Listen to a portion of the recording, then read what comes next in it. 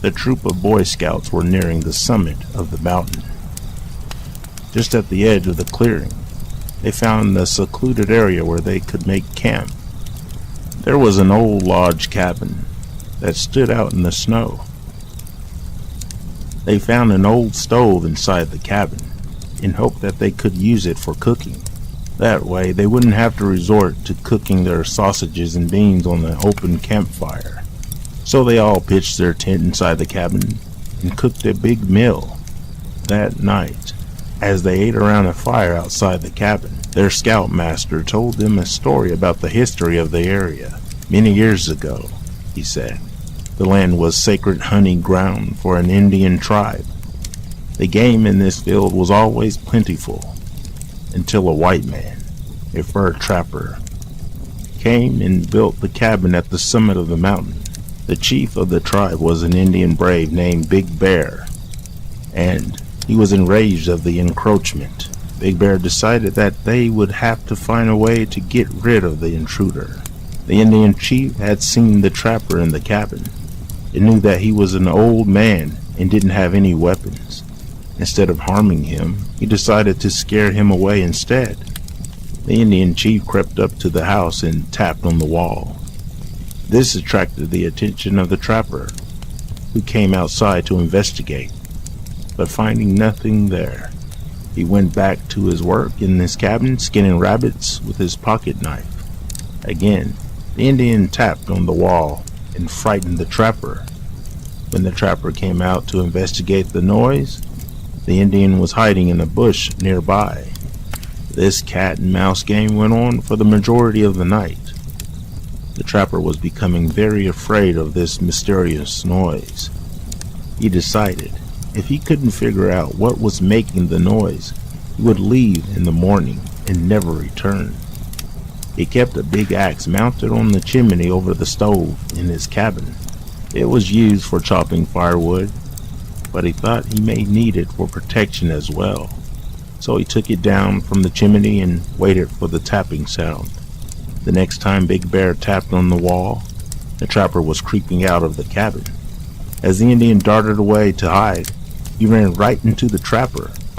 The old man was too surprised to think and swung the axe at the shadowy thing coming towards him. He decapitated the Indian with a single chop.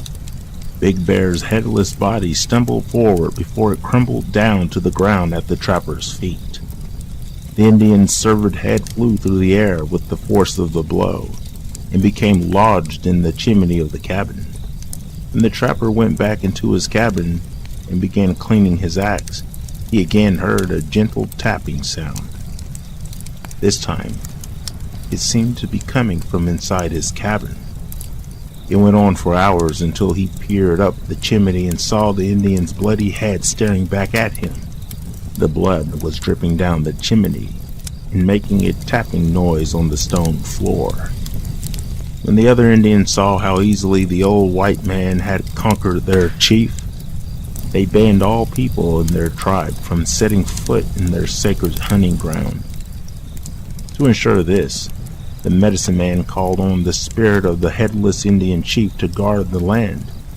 It is said that on dark rainy nights, Big Bear, the Indian warrior, can still be heard prowling around the old cabin, tapping on the wall and looking for his head. And that, said the scoutmaster, is why they call it Big Bear Cabin. Once the scoutmaster had finished the story, all the Boy Scouts were afraid to go to sleep. The boys all lay awake in their tent, thinking about the story of the trapper and the headless Indian. The scoutmaster tried to tell them it was just a legend, that there was nothing to be afraid of, but the boys couldn't get the story of Big Bear out of their heads. Just after midnight, as some of the scouts were managing to fall asleep, one of them thought he heard a faint tapping sound. He told the scoutmaster, who didn't believe him.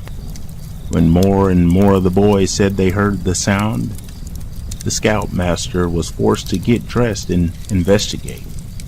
Reluctantly, he unzipped the door of the tent, got out and walked around the cabin, listening for the noise.